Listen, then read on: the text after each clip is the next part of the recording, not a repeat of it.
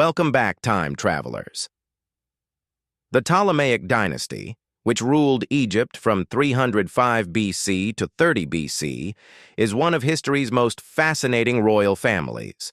Known for their Greek origins, cultural syncretism, and political intrigue, the Ptolemies produced a line of rulers who left an indelible mark on history. Among them were 7 queens named Cleopatra, each playing a unique role in the dynasty's narrative. While Cleopatra VII, the last queen, is the most famous, the other Cleopatras were also significant figures in their own right. Cleopatra I, Syra, reigned 193 to 176 BC. Cleopatra I Syra was the first Cleopatra to rule in the Ptolemaic Dynasty.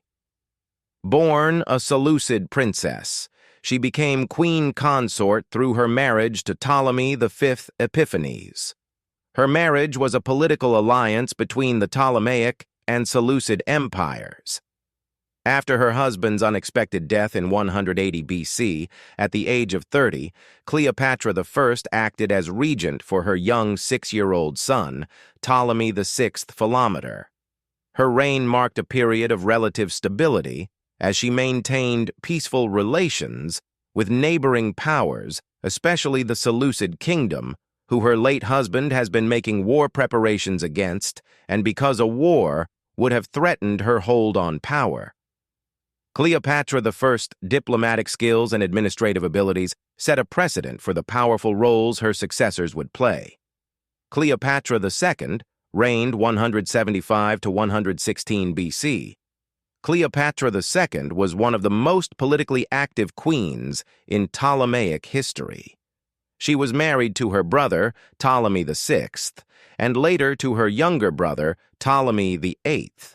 This complex family dynamic led to a series of civil wars and shifting alliances. Cleopatra II co-ruled with her siblings and later with her daughter, Cleopatra III. Her reign was marked by internal strife, including a civil war with her brother Ptolemy VIII. A public reconciliation of Cleopatra II and Ptolemy VIII was declared in 124 BC. After this, she ruled jointly with her brother and daughter until June 116 BC, when Ptolemy died and disappeared from historical records sometime around October 116 BC. Cleopatra III reigned 142 to 101 BC. Cleopatra III was a force to be reckoned with. Married to her uncle, Ptolemy VIII, she ruled alongside him from 142 to 131 BC, and later with her sons, Ptolemy IX and Ptolemy X, from 116 to 101 BC. Known for her ambitious and often ruthless nature, Cleopatra III was deeply involved in the political machinations of the time. Her reign was marked by intrigue and familial conflict. She expelled her son, Ptolemy IX, from Egypt, favoring her younger son, Ptolemy X. Cleopatra III's determination to maintain control over the throne exemplifies the intense power struggles that characterized the Ptolemaic dynasty. Unfortunately, after 6 years of joint rule, Ptolemy X had his mother Cleopatra III murdered in 101 BC. Cleopatra IV reigned 116 to 112 BC. Cleopatra IV was another queen embroiled in the familial conflicts of the Ptolemies. Initially married to her brother, Ptolemy IX, she was later replaced by her sister, Cleopatra Selene, as queen consort. Cleopatra IV sought refuge in Cyprus and eventually allied herself with Antiochus IX Cyzicenus, a Seleucid king. Her attempts to regain power were ultimately unsuccessful, and her life ended tragically killed by soldiers on the orders of her sister Tryphena. Cleopatra V Tryphena reigned 79 to 69 BC. Cleopatra V. Tryphaena's life is shrouded in mystery. She was likely the wife of Ptolemy XII Auletes, the father of Cleopatra VII. Her only known child is Berenice IV, but she was also probably the mother of Cleopatra VII. Confused? Stay with me. Historical records about her are sparse, and her role in the dynasty remains unclear. Some accounts suggest that she may have co-ruled with her husband or served as a regent for her children. No written records about Cleopatra V exist after 57 BC, and 2 years later, Berenice IV was overthrown by Ptolemy XII, his throne restored with Roman military aid. Cleopatra VI, Tryphena, reigned 58 to 57 BC. Cleopatra VI Tryphena is another enigmatic figure. Some historians believe she was a sister of Cleopatra VII and co-ruled with Berenice IV, another of their sisters, during Ptolemy XII's exile. Cleopatra VI's reign was brief, and little is known about her policies or actions. Her disappearance from the historical record suggests that she may have been overthrown or died prematurely, a common fate in the tumultuous world of the Ptolemies.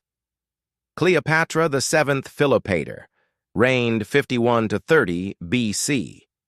The most famous of all the Cleopatras, Cleopatra VII Philopator, was the last active ruler of the Ptolemaic Dynasty. She was a descendant of its founder Ptolemy I Soter, a Macedonian Greek. Her life and reign have been immortalized in art, literature, and popular culture. Cleopatra VII was a shrewd and charismatic leader who sought to restore Egypt's power and independence. Fluent in multiple languages, she is the only Ptolemaic ruler known to have learned the Egyptian language, endearing herself to her subjects. Her relationships with Julius Caesar and Mark Antony were as much political alliances as they were personal. Cleopatra's ambition to preserve Egypt's sovereignty led her into conflict with Rome, culminating in the naval fleet battle of Actium in 31 BC. Octavian's forces invaded Egypt in 30 BC and defeated Antony, leading to Antony's suicide.